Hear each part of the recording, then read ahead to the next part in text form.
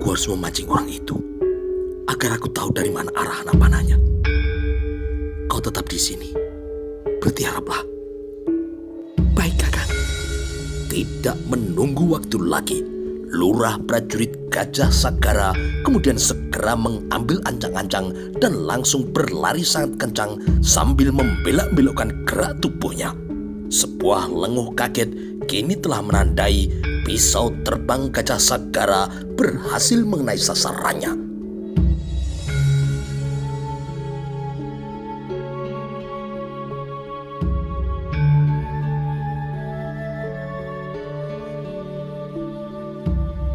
Gajah Sagara kini tidak menyia-nyiakan waktu. Tangannya kembali terayun menghujani sasarannya. Namun untuk selanjutnya Gajah Sagara harus kehilangan. Dari kejauhan terdengar suara orang yang kini berlari. Makin jauh suara itu kemudian lenyap tanpa ada jejaknya. Gajah Sagara kini tidak berniat untuk mengejarnya. Ia sadar betul jika ia mengejar, maka ia akan berhadapan dengan kemungkinan bahaya yang muncul dari balik bayangan pohon atau dari manapun. Aku berhasil mengenainya, ucap Gajah Sagara kepada dirinya sendiri. Gajah Sagara membutuhkan waktu beberapa saat untuk memastikan keadaan telah benar-benar aman. Dengan ketajaman telinganya, ia mencoba memindai keadaan apa masih ada orang atau tidak. Siapa, Kakang? Lurah prajurit Gajah Sagara berpikir dengan keras dan mencoba mencermati keadaan. Otaknya berputar keras untuk membuat kesimpulan yang paling mendekati kebenaran. Setidaknya untuk sebuah pertanyaan, siapa sesungguhnya sasaran bidik anak panah itu? Gajah Sagara mengamati anak panah yang berhasil ditemukannya yang kini tertancap pada dinding rumah. Akan tetapi sulit menerka siapa pelepas anak panah itu. Namun ada satu hal yang bisa diyakini kebenarannya, anak panah itu adalah milik prajurit Mojopahit. Jenis anak panah itu bukan yang biasa dipakai oleh pasukan khusus Bayangkara.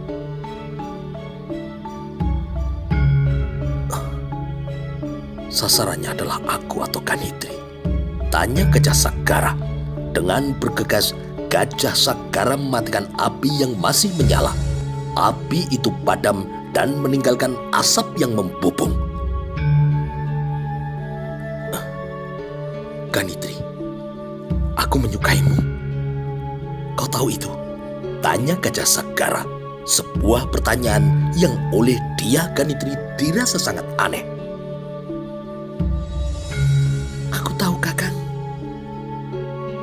Sekarang jawab pertanyaanku.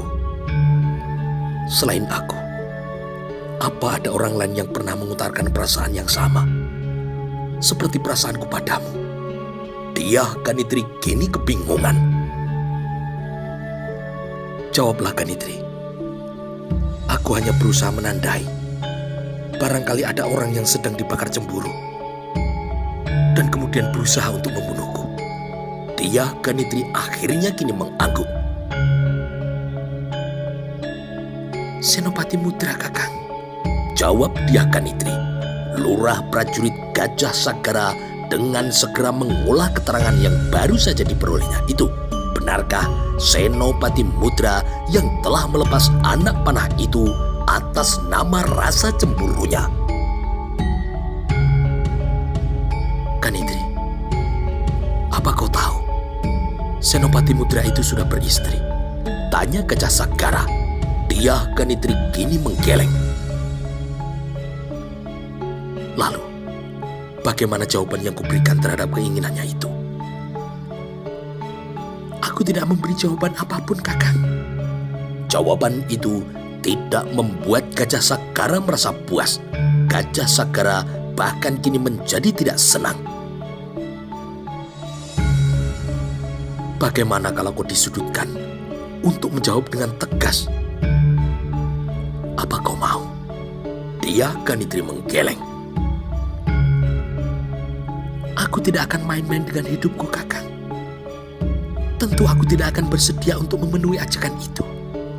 Gajah Sagara memandang Kanitri dengan lebih tajam, seolah-olah ia berusaha untuk menembus isi otak itu lewat hitam bola mata Kanitri. Selanjutnya, Gajah Sagara menjadi benar-benar gelisah. Berbagai pertanyaan yang mengganggu amat membutuhkan jawaban dengan sangat segera. Akan tetapi, jawaban itu tidak kunjung ia dapat. Siapa sebenarnya yang menjadi sasaran bidik anak panah itu? Aku ataukah Kanitri? Benarkah aku yang menjadi sasaran atas nama rasa cemburu? Karena kedekatanku dengan Kanitri? Atau jangan-jangan Kanitri adalah sasaran anak panah itu karena ada kaitannya dengan kecurigaan Paman Tumenggung Macan Lewong. Ia adalah mata-mata Sunda yang harus dilenyapkan. Mana yang benar? Semua pertanyaan itu tidak berjawab dan sangat mengganggu Gajah Sagara. Gajah Sagara kini kemudian berjalan mondar-mandir. Selain Kepu Mudra, siapa lagi Kanitri? Tanya Gajah Sagara. Dia Kanitri kini berpikir dengan keras. Namun dia Kanitri mendapati kenyataan bahwa hampir semua laki-laki yang dilayaninya menari selalu mengutarakan rasa sukanya. Yang sudah beristri dengan amat meyakinkan menjanjikan akan menceraikan istrinya. Laki-laki yang lain berjanji akan memberinya harta.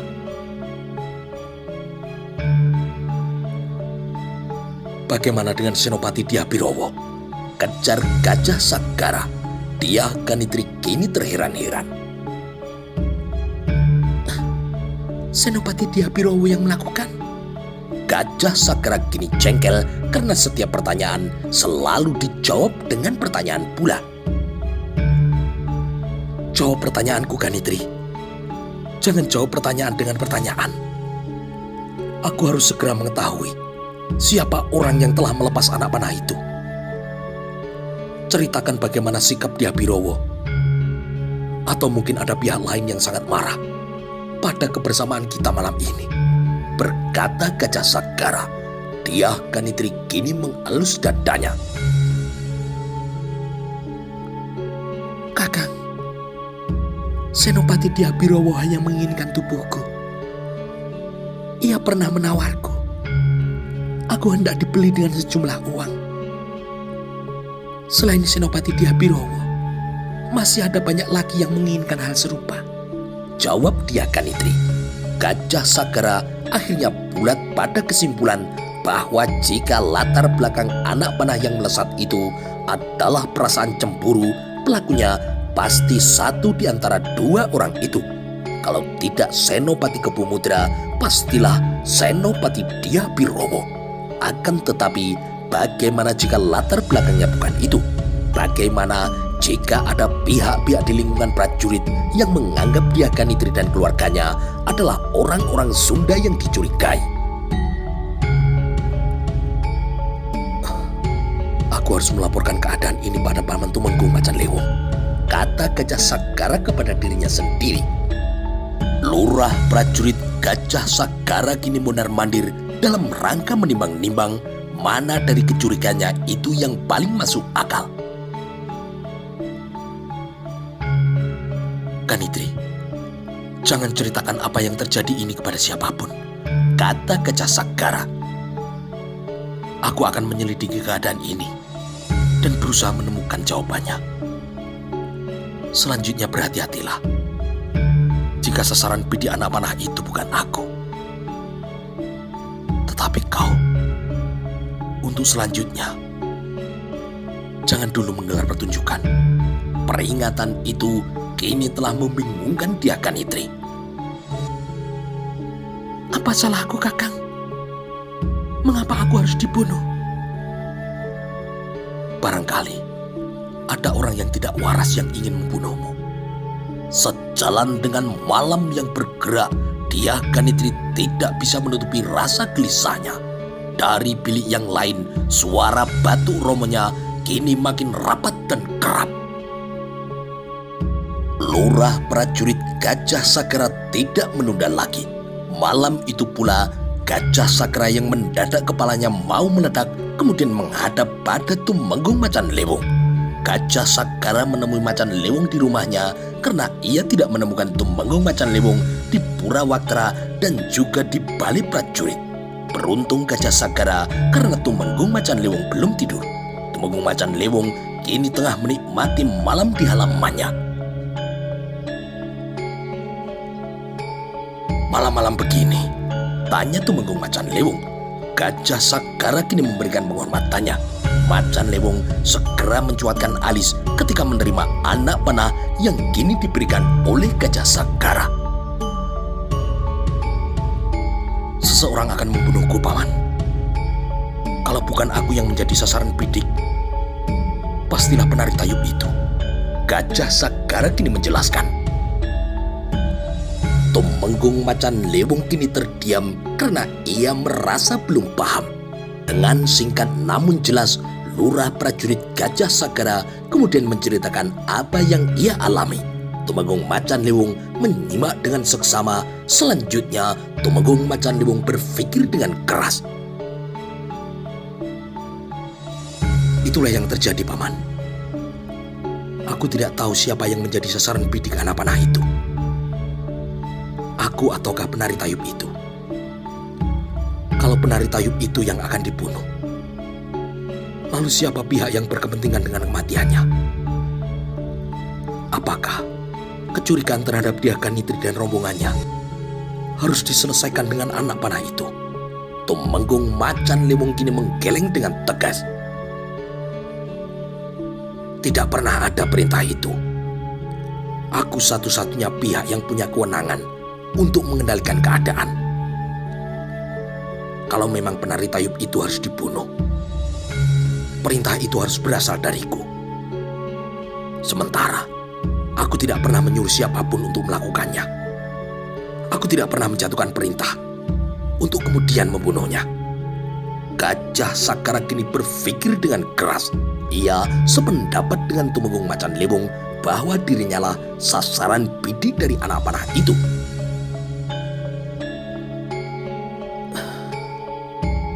Kalau begitu memang aku, Paman, kata Gajah Sakara. Namun Tumenggung Macan Lewung tetap memamerkan rasa bingungnya. Lalu apa alasan yang dimiliki seseorang itu sehingga ia harus membunuhmu? Cemburu, Paman. Cemburu. Ya, ada dua nama yang layak aku curigai. Pelepas anak panah itu, kalau bukan Kebu Mudra, pastilah dia Birowo. Tumenggung Macan Lewung berusaha mencerna alasan yang dikemukakan oleh Lurah prajurit Gajah Sakara. Tumenggung Macan Lewung menunggu Gajah Sakara melanjutkan ucapannya. Paman, Dyah Nitri bercerita bagaimana kedua orang itu sangat menginginkannya. Kebu Mudra. Benar, Paman. Kewan, mau dikemanakan istrinya?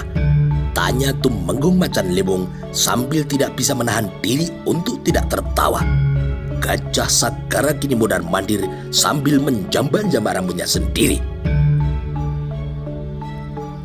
Siapa di antara dua orang itu yang terluka oleh sambaran pisauku, maka ia adalah pelakunya, Paman. Tumenggung Macan Lewung punya pendapat lain. Sepertinya tidak mungkin kalau anak dia Sonder. Gajah Sakara berbalik dan kemudian memberinya tatapan mata yang amat tajam. Kenapa, Paman? Sejalan dengan tugasmu, aku memerintahkan kepada Dyah Birowo untuk tidak lagi mendekati penari tayub itu. Kalau kecurigaanmu benar, pelakunya pasti Kebu Mudra. Gajah Sakara tidak mampu menutupi rasa resahnya terhadap Dyah Birowo. Kini ia merasa punya alasan untuk marah. Keinginan Dyah Birowo melampiaskan nafsunya kepada Dyah Nitri telah membuatnya marah. Mengajak Ganitri melampiaskan nafsu dengan imbalan uang itu berarti menempatkan Ganitri sebagai perempuan murahan. Terhadap Kebu Mudra, Gajah Sakara juga harus menikmati kebenciannya. Kebu Mudra yang telah memiliki istri itu juga memiliki keinginan yang sama, ingin memiliki dia Ganitri. Sikap Kebu Mudra yang tidak tahu diri itulah yang telah membuat Gajah Sakara marah. Tumenggung Macan Lewung bukannya tidak membaca amarah itu. Sudah, tenang saja. Kita akan mencari tahu siapa pelakunya. Jika benar Mudra pelakunya, aku akan mencopot jabatannya. Meskipun ia seorang prajurit dengan pangkat senopati, bukan berarti ia punya hak untuk berbuat seenaknya. Apalagi dengan melakukan pembunuhan. Sesaat kemudian, Tumenggung Macan Lewung teringat pada laporan yang diterimanya dari Senopati Bayangkara Joyoboyo. Senopati Joyoboyo mencurigai kemungkinan Kebu Mudra dan Dyah Birowo telah berhasil dibina oleh orang-orang Sunda. Namun, agar kerahasiaan jangan sampai bocor, Tumenggung Macan Lewung membatalkan niatnya untuk bercerita. Setelah pontang-panting berusaha untuk menguasai diri, lurah prajurit Gajah Sagaranya akhirnya mampu mengendalikan dirinya. Tumenggung Macan Lewung akhirnya sampai pada pertanyaan yang sangat dianggapnya penting. Kau sama sekali tidak menemukan sesuatu yang aneh pada rombongan Tayub itu? Gajah Sagara kini menggeleng. Sama sekali tidak ada yang mencuri perhatian, Paman. Aku telah mengajukan banyak pertanyaan. Akan tetapi, belum satu pun yang mengarah pada kecurigaan itu. Yang aku peroleh hanya sebuah kisah sederhana tentang romonya yang mati. Lalu ibu penari Tayub itu kawin lagi. Ibunya kemudian mati dan ia terpaksa ikut romo sambungnya. Hanya seputar itu, Paman. Aku belum mendapat hal yang luar biasa. Tiba-tiba Tumenggung Macan Lewung menguap. Aku mengantuk. Lebih baik kau pulanglah dulu. Lurah prajurit Gajah Sakara terkejut karena diusir semacam itu. Namun sekali lagi Tumenggung Macan Lewung menguap, pertanda ia memang benar-benar mengantuk. Baik, Paman. Aku mohon diri, kata Gajah Sagara. Derap kuda yang ditunggangi lurah prajurit Gajah Sagara kini semakin lama semakin menjauh. Namun Tumenggung Macan Lewung ternyata tetap bertahan di halaman rumahnya. Kantuk yang dipamerkan ternyata adalah bohong belaka. Tumenggung Macan Lewung sedang menunggu seorang tamu. Tengah malam ketika hawa dingin makin menyengat, orang-orang yang ia tunggu akhirnya datang pula. Lama sekali, ucap Macan Lewung. Joyoboyo tidak sendirian menghadap. Ia ditemani oleh Gajah Geneng. Kami telah kehilangan jejak. Kami bahkan tidak tahu Mudra sekarang berada di mana, lapor Senopati Joyoboyo. Macan Lewung memandang dua sahabat lamanya itu dengan senyuman yang agak aneh. Bagaimana bisa? Tanya Macan Lewung. Sebenarnya sederhana, tetapi itu sungguh tidak terduga, jawab Gajah Geneng. Ia pergi melalui suatu tempat, lewat jalan yang agaknya ia sudah sangat hafal. Meskipun malam, ia bisa memacu kudanya dengan kencang, tanpa harus mengurangi kecepatan. Sebaliknya, kami yang berusaha membayangi tanpa harus ketahuan, tidak mampu melakukannya tanpa ketahuan. Macan Lewung kini bisa memahami. Aku tidak menyalahkan kalian, namun harus dibuat rencana yang lebih matang untuk kesempatan berikutnya. Meskipun kalian tidak berhasil, agaknya aku bisa menebak kemana Mudra pergi. Joyoboyo dan Gajah Geneng kini terheran-heran. Kemana? Aku yakin perhitunganku benar. Mudra berusaha melenyapkan Gajah Sagara. Karena ia khawatir kedekatan Gajah Sagara dengan penari tayub itu akan membongkar jaringannya, membongkar siapa sesungguhnya rombongan penari tayub itu, sekaligus membongkar apa peran Senopati Kebu Mudra, juga membongkar peran Senopati Diabirowo. Andai Senopati Diabirowo juga terlibat. Atas semua kekhawatiran itu, Gajah Sagara harus dihadang. Jangan sampai mengganggu mata-mata dari Sunda itu. Joyoboyo dan Gajah Geneng masih belum paham seluruhnya. Baru saja Gajah Sagara datang menemuiku. Ia belum menemukan petunjuk apapun. Yang terjadi, malah ada orang yang berusaha untuk membunuhnya dengan menggunakan anak panah. Ini anak panahnya, kata Macan Lewung sambil memperlihatkan sebatang anak panah. Joyoboyo menerima dan kemudian memperhatikan anak panah itu. Joyoboyo mendapati bentuk anak panah itu berbeda dari anak panah yang biasa digunakan oleh pasukan Bayangkara. Akan tetapi prajurit dari kesatuan di luar Bayangkara menggunakan senjata itu. Jadi pelakunya Mudra? Tanya Gajah Geneng. Aku menduga kalau itu dia, balas Macan Lewung. Sementara itu, lurah prajurit Gajah Sagara sangat yakin ayunan pisau yang dilepasnya pasti melukai orang yang berniat membunuhnya semalam. Lurah prajurit Gajah Sagara merasa yakin pelaku tindakan pengecut itu adalah Senopati Kebu Mudra. Meskipun Senopati Kebu Mudra berhasil melarikan diri, diyakini tubuhnya pasti telah terluka.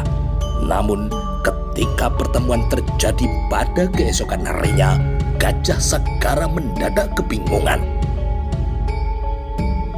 Kenapa kau memandangku seperti itu? Tanya Kebu Mudra. Gajah Sagara kini terpaksa menata ulang raut mukanya. Tidak ada apa-apa Senopati, jawab Gajah Sagara. Senopati Kebu Mudra dan beberapa orang prajurit bawahannya baru saja berlari beberapa putaran mengelilingi tambak segaran. Tubuhnya basah kuyup oleh keringat. Karena Senopati Kebu Mudra tidak mengenakan pakaian, Gajah Sagara bisa melihat tidak ada bekas luka sama sekali di tubuh Senopati yang menjadi pesaingnya dalam berebut cinta itu. Ternyata bukan dia, kata Gajah Sagara kepada dirinya sendiri. Gajah Sagara yang melihat geladi olahraga dengan niat membuktikan apa yang menjadi kecurigaannya terpaksa mengalihkan perhatiannya kepada Senopati Diabirowo. Akan tetapi apa yang didapat juga sangat membingungkannya. Sama seperti Kebu Mudra, Diabirowo juga dalam keadaan sehat, tidak sedang terluka. Padahal dari suara terhenyak yang timbul, Gajah Sagara yakin lemparan pisaunya pasti mengenai sasaran, setidaknya mengenai dada. Siapa pelaku perbuatan semalam itu? Tanya Gajah Sagara penasaran. Dengan ayunan langkah yang agak pelan, Gajah Sagara menyusur jalan menuju balai prajurit. Namun kuda yang membalap dari belakang kini telah menarik perhatiannya. Romo, desis Gajah Sagara. Kanuruan Gajah Henggon yang berkuda berdampingan dengan pasangguan Gagak Bongol kini memperlambat kudanya, bahkan mereka berhenti. Gajah Sagara berdebar mendapati tatap mata Romonya yang amat jelas menyiratkan rasa kurang senangnya. Kau tidak ingin pulang menengok biungmu? Tanya Kanuruan Gajah Henggon. Gajah Sagara layak merasa bersalah karena telah beberapa hari tidak pulang. Hari-harinya dihabiskan di bangsal kesatrian atau di rumah Dyah Ganitri. Sejak Romo dan biungnya marah karena kedekatannya dengan berhubungan dengan penari tayub itu, belum sekalipun Gajah Sagara pulang. Bagaimana dengan biung, Romo? Balas Gajah Sagara dengan cemas. Gajah Sagara takut biungnya jatuh sakit. Kalau kau ingin tahu bagaimana keadaan biungmu, sempatkan untuk pulang. Gajah Sagara kini mengangguk. Baik Romo. Tanpa banyak berbicara, Kanuruan Gajah Ingon melanjutkan perjalanannya. Lurah prajurit Gajah Sagara kini merasa sedikit heran melihat pasangguan Gagak Bongol sama sekali tidak berbicara, bahkan tersenyum pun tidak. Gajah Sagara kemudian melanjutkan langkah kakinya sambil menganyam pikiran. Akan tetapi, lagi-lagi Gajah Sagara harus menepikan langkah kakinya karena dari arah belakang akan melintas seekor kuda. Penunggang kuda itu tidak memperlambat kudanya. Lurah prajurit Gajah Sagara terkejut melihat siapa orang itu dan oleh karenanya ia bersikap memberikan penghormatan.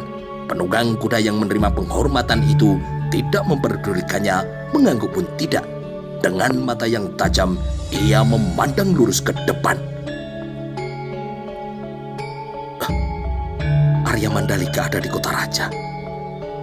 Kapan dia datang? Tanya Gajah Sagara dengan heran. Gajah Sagara segera berpikir. Pasti telah digelar pasewaan terbatas, ucap pemuda itu dalam hatinya. Lurah prajurit Gajah Sagara benar.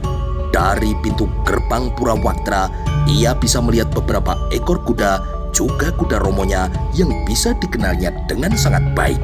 Gajah Sagara juga melihat beberapa kereta kuda. Didorong oleh rasa ingin tahu, ia kemudian menuju gedung jaga para prajurit. Ada prajurit Bayangkara Pring Culuring dan juga Kepu Windet. Aku tidak mendengar berita tentang adanya pasewaan, ucap Gajah Sagara. Ya, ada pasewaan. Membahas penarikan kembali Sang Mahamantri Mukya untuk menduduki jabatannya, jawab Kepu Windet. Betapa terkejutnya kini Gajah Sagara. Paman Gajah Mada akan dipanggil pulang, tanya Gajah Sagara dengan sangat heran. Kenapa? Kau termasuk yang setuju atau tidak? Tanya Kepu Windet. Gajah Sagara tidak memiliki jawaban untuk pertanyaan itu. Kalau kau tertarik dan merasa berkepentingan, pergilah ke sana dan bergabunglah, kata Bayangkara Pring Culuring. Gajah Sagara sungguh tertarik oleh berita yang sangat mengagetkan itu. Gajah Sagara sepenuhnya bisa memahami jika kemudian muncul gagasan untuk menarik kembali Patih Gajah Mada. Gajah Sagara sangat memahami alasannya karena romonya sering sekali membicarakannya. Gajah Sagara tidak perlu menimbang untuk menyaksikan dari dekat jalannya pasewaan terbatas itu. Dengan langkah yang lebar, ia kemudian mengayun langkah menuju ke Manguntur. Mau kemana? Tanya Kepu Windet. Aku ingin membuktikan apa berita itu benar. Kepu Windet kini bertolak pinggang. Pangkatmu hanya lurah prajurit. Kau ingin duduk bersila di sana? Tanya Kepu Windet. Gajah Sagara menoleh. Hari ini giliranku tugas jaga di Manguntur. Aku tidak perlu duduk bersila. Aku cukup berdiri sambil memegang tombak di undang-undang Tetak Rambat. Kepu Windet kini terpaksa tertawa. Tanpa menoleh, Gajah Sagara kini melambaikan tangannya. Tatak Rambat Balai Manguntur kini telah digelari babut permadani dan juga ditebari bunga kandil serta melati agar menumbuhkan bau wangi. Sejenak kemudian berdebar-debarlah Gajah Sagara melihat penampilan dari Laksamana Nala. Di antara semua yang hadir, Laksamana Nala berusia paling muda. Gajah Sagara mengukur usianya hanya terpaut 10 tahun lebih muda dari Laksamana Nala, sang Arya Mandalika itu. Pakaian yang dikenakan dengan selembang yang melintang di dada menyebabkan Gajah Sagara berangan-angan seandainya dirinya lah yang memiliki kesempatan seperti Laksamana Nala. Gajah Sagara melihat romonya duduk bersila bersebelahan dengan Tumenggung Macan Lewung dan juga Pasangguan Gagak Bongol. Para Maha Menteri Kadrini juga hadir dengan lengkap. Dua Dharma Tyaksa kini duduk di atas kursi masing-masing. Para Upapati dan Panca Riwilwatikta tidak ketinggalan hadir pula pada pasewan terbatas itu. Hanya beberapa jenak setelah semua pejabat penting istana berkumpul, terdengar derap genderang yang menjadi pertanda Sang Prabu akan hadir di tempat itu. Sang Prabu Hayam Wuruk didampingi oleh Permaisuri Sri Sudewi Padukasori berjalan dengan anggun diiringi oleh para dayang yang memayungi. Permaisuri Padukasori kini sangat menarik perhatian siapapun karena kehamilannya. Dalam beberapa hari ke depan, Padukasori pasti akan telah melahirkan. Lalu akan lahir laki-laki atau perempuankah? Pertanyaan itu selalu saja menggoda rasa ingin tahu sebab berkaitan dengan pergantian kepemimpinan kelak di kemudian hari. Lalu, benarkah yang akan dibahas dalam pertemuan itu adalah penarikan kembali Gajah Mada untuk menduduki jabatan Mahapati yang kosong? Semoga saja benar. Paman Gajah Mada akan kembali ditarik pulang. Gajah Sagara kini berharap. Seiring dengan genderang yang ditabuh berderap, serentak para pejabat yang hadir kini memberikan sembahnya. Prabu Hayam Wuruk yang didampingi permaisuri kini melangkah masuk ke Balai Witono. Berjajar di belakangnya, para ibu suri berjalan berdampingan dengan suami masing-masing. 3 Sekar Kedaton kini juga tidak ketinggalan. Penampilan mereka sangat menarik perhatian karena kecantikan mereka. Suasana menjadi senyap dan penghormatan kini diberikan ketika derap genderang telah berhenti. Kini waktu bicara sepenuhnya berada di tangan Sang Prabu Hayam Wuruk yang akan mengendalikan pertemuan itu. Prabu Hayam Wuruk batuk dibuat-buat. Suaranya kini terdengar menggema hingga ke bagian pendopo paling luar. Dengan demikian bisa diukur suara Sang Prabu cukup jelas terdengar oleh semua yang hadir di Manguntur itu. Agar jangan sampai suara Sang Prabu tidak tertangkap dengan jelas, tidak seorang pun yang disebo di pasewaan itu yang dipantaskan berbicara sendiri. Semua harus menyimak, tidak memperhatikan raja bisa dianggap telah melakukan perbuatan yang tidak pantas. Paman Gajah Henggon, Prabu Hayam Wuruk kini menyebut nama Kanuruan Gajah Henggon. Gajah Henggon dengan sikap kini menyembah. Hamba Gusti. Beberapa pekan lalu, aku telah menerima usulmu untuk memanggil kembali Paman Gajah Mada agar ia menduduki jabatannya sebagai Mahamantri Mulia lagi. Aku minta kepada Paman Kanuruan untuk menjelaskan agar aku dan semua yang hadir mengetahui keadaan yang sebenarnya. Agaknya usulan untuk memanggil kembali Gajah Mada guna menduduki dampar kepatihan lagi telah menimbulkan gejolak. Ada pihak yang setuju dengan pertimbangan tertentu dan ada pula pihak yang tidak setuju dengan pertimbangan tertentu pula. Rupanya para ibu suri tidak memiliki keterangan sebelumnya bahwa sidang yang digelar mendadak kali ini untuk membahas pemanggilan Gajah Mada. Ibu Suri Sri Kitaria dan Ibu Suri Dyahwiyat kini saling memandang. Senopati Dyah Birowo juga kini benar-benar terkejut. Di sebelahnya, Senopati Kebumudra juga tidak kalah kaget. Hamba Gusti, usulan itu bukan asli berasal dari pribadi hamba.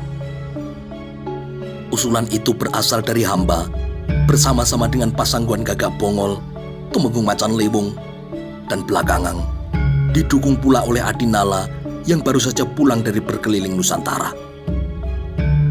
Terlihat dengan jelas dari Pasewan Agung yang digelar beberapa bulan lalu. Beberapa raja negara bawahan tidak datang, bahkan wakilnya sekalipun. Para raja bawahan di Tanjung Pura dan beberapa raja bawahan dari Luwuk tidak hadir.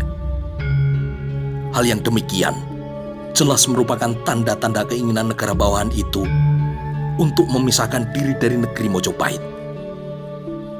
Mereka berani bersikap demikian karena tidak ada lagi orang yang ditakuti.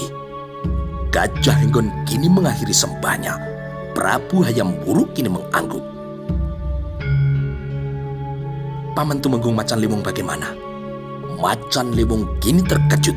Ia tidak menyangka dirinya akan ditunjuk.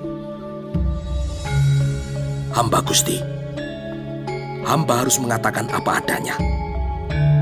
Kita mengalami banyak kemunduran di bidang tata pemerintahan. Semua kegiatan menjadi kacau. Semua rencana pembangunan terbengkalai. Hamba juga harus mengatakan, akhir-akhir ini banyak sekali pejabat yang berubah menjadi maling. Tanpa malu-malu, mereka menggerogoti uang negara untuk kepentingan mereka sendiri, Gusti. Hamba mengusulkan hal yang sama, sebagaimana dengan Kanuruan Gajah Inggon." Pendopo Manguntur kini menjadi sangat hening. Dalam pasewan yang langsung menusuk pada persoalan utama itu, terbaca dengan sangat jelas wajah-wajah yang kini sangat resah. Dari tempat duduknya, Dyah Birowo dan Senopati Kebomudra kini menjadi mendadak tidak tenang.